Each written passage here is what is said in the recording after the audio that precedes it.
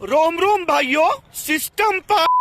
तो किंग ने अपने एक इंटरव्यू में ये बोला हुआ था, And in India, Bacha is number one in this urban music scene, hip hop scene, and I'm number 2. और ये सुनते ही हनी सिंह के फैंस किंग को रिमांड पे ले लिए।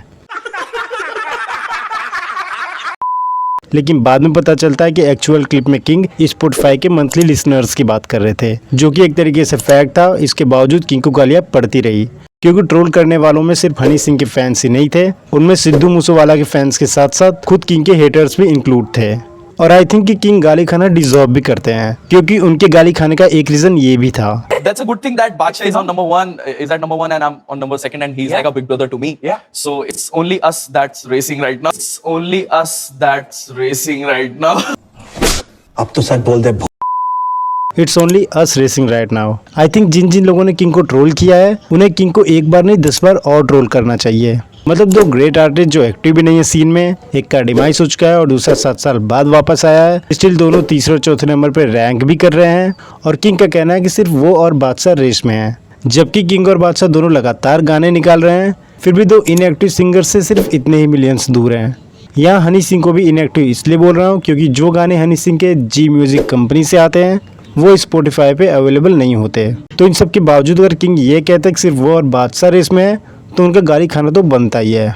और किंग के ट्रोल होने का एक और रीजन ये भी है, जिसमें उन्होंने अपने एक गाने में ये बोला हुआ है, मैं गाली देता काफी पर जिंदगी में बढ़ने के लिए कभी न चाटी, मैं बढ़ने के लिए कभी न चाटी। तो किंग कहते हैं कि कभी किसी की नहीं चाटी, लेकिन अगर तुम किंग के इंटरव्यूज उठा के देखोगे तो ज्यादातर ये रफ्तार और बादशाह की ही चाटते रहते हैं, जिसकी वजह से किंग का इमेज ऐसा बन गया है कि अगर कोई बंदा किंग की मिमिक्री भी करता है तो किंग की ये चाटने वाली आदत की मिमिक्री करना वो बिल्कुल भी मिस नहीं करता। रफ्तार भाई, आपसे ना एक बात कहनी है। रफ्तार भाई, एक बार ना सेकंड वाला क्वेश्चन बता दो। एक अरे गिरफ्तार भाई, क्या बात है गिरफ्तार भाई, क्या तगड़ी बात बोल दिया आपने।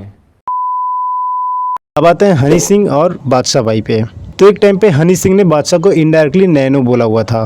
रोल्स रॉयस चलाई है आपने कभी? रोल्स रॉयस और नैनो में बहुत फर्क होता है। पर उस टाइम ये जानते हुए कि हनी सिंह के बॉलीवुड में काफ़ी अच्छे कनेक्शंस हैं और हनी सिंह कभी भी कम बैक कर सकते हैं, तो बादशाह उस टाइम पे हनी सिंह से रिलेटेड किसी भी सवाल का बहुत हम्बली जवाब देते थे।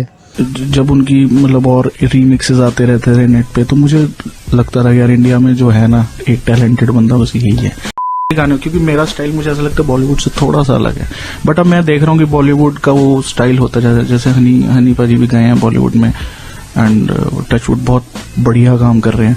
तो yes, he has opened doors for other rappers also. उनसे मैं भी इंस्पायर, मेरा मन था काफी, सम थैंक्स टू एक उनके मैनेजर है मिस्टर अनूप, उन्होंने मेरा उनके साथ कनेक्ट कराया एंड बस मेरे को उनका स्वभाव अच्छा लगा, उनको मेरा स्वभाव अच्छा लगा। पर इस बार जब हनी सिंह 7 साल बाद वापस आए और उनके स्टार्टिंग के कुछ गाने फ्लॉप रहे, तो बादशाह को लगा कि अब हनी सिंह का कमबैक बहुत ही मुश्किल है। इसलिए जो बादशाह पहले हम्बली रिप्लाई करते थे, अब वही बादशाह हनी सिंह पे अपने गानों में शॉट्स लेने लगे। हिट कोई ट्रैक की नहीं हो रहा, यहाँ फिर मैंने सीन चेंज किया और कुछ लोगों का कमबैक ही नहीं हो रहा। अब इसे बादशाह का बैड लक बोल लो आप या जो भी बोल लो, पर जैसे ही बादशाह ने हनी सिंह को ये टॉन्ट मारा कि हनी सिंह का कमबैक ही नहीं हो रहा, हनी सिंह का अगला ट्रैक रिलीज होता है और वो हिट हो जाता है। हौली हौली हौली हौली दिल मेरा धड़के, अख मेरी फड़के जदों वेखा तेरे वल। फिर क्या था, हनी सिंह की सोई हुई जिंदा जाग उठी। एमवे के फैंस तो सिर्फ बादशाह के इंस्टाग्राम अकाउंट के कमेंट सेक्शन तक ही थे। और अभी रिसेंटली ये सुनने को मिला है कि यूट्यूब फैन पेज पे बादशाह शो करने के लिए गए थे, पर वहाँ उन्हें 20 मिनट से ज़्यादा का इंतजार करना पड़ा, क्योंकि वहाँ शो बादशाह का होने वाला था, पर वहाँ चैंट्स हनी सिंह के नाम के लग रहे थे। अभी बादशाह आने वाला है, बाकी सब हनी सिंह चिल्ला रहे हैं।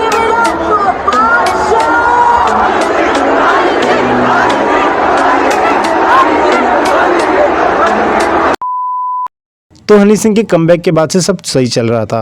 हनी सिंह इंटरव्यूज़ में इस बार काफ़ी मैच्योर दिखाई दे रहे थे। वो बादशाह और रफ्तार से रिलेटेड सारे क्वेश्चन का बिल्कुल मैच्योरिटी से जवाब दे रहे थे। उन्होंने इंटरव्यूज़ में बादशाह और रफ्तार के लिए अच्छी बातें भी बोली थी। रफ्तार के साथ भी मैं एक फ्लाइट में मिला था उसको, तो उसमें भी बहुत अच्छा मुझे मिलने आया था खुद ही। नहीं देखो, किसी की कोई जगह नहीं ले सकता। पहली बात, किसी की कमी पूरी कोई कर सकता है, लेकिन किसी की कोई जगह नहीं ले सकता। तो उस आदमी ने भी अपना हार्डवर्क किया, मेहनत करी, ऐसी बात नहीं है, कोई तुक्का नहीं चला। तो I wish him all the luck as well. Same रफ्तार भी हनी सिंह के लिए काफ़ी अच्छी बातें बोल रहे थे। व्यूज ऑन हनी भाईज न्यू लुक, बहुत कत्ल, ऐसा लग रहा है 15 साल पीछे चले गए टाइम मशीन में। और क्या चाहिए यार, एक बंदा अपने बारे में अच्छा फील कर रहा हो and he is willing to be hungry forever, जो बढ़िया चीज होती है। सेम रफ्तार भी हनी सिंह के लिए काफ़ी अच्छी बातें बोल रहे थे, जिससे DHH ऑडियंस को लगा था कि वो एक बार फिर से इन फ्यूचर माफिया मुंडेर को विटनेस कर सकते हैं। और फिर हनी सिंह का एक इंटरव्यू आता है जिसमें हनी सिंह ये बोलते हैं कि डोप शोप उनका ही गाना है और ये उन्होंने ही लिखा है, जिसके बाद रफ्तार पूरी तरह भड़क जाते हैं। उसके बाद हनी के अगेंस्ट उनके बहुत सारे ट्विटर पे ट्वीट्स आते हैं और इसके कुछ महीने बाद बादशाह और रफ्तार एक रियलिटी शो में हनी सिंह का मजाक भी बनाते हैं।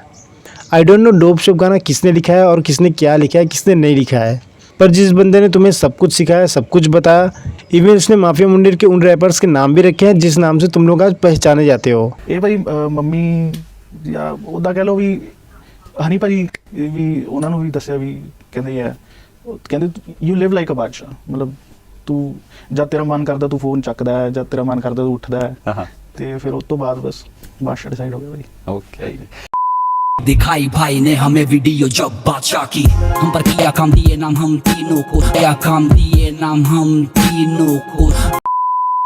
तो उस इंसान की रेस्पेक्ट ना करके उनके लिए अलग से गानों में शॉर्ट्स ले रहे हो तो ये बैकलिस्ट तो मिलना ही था।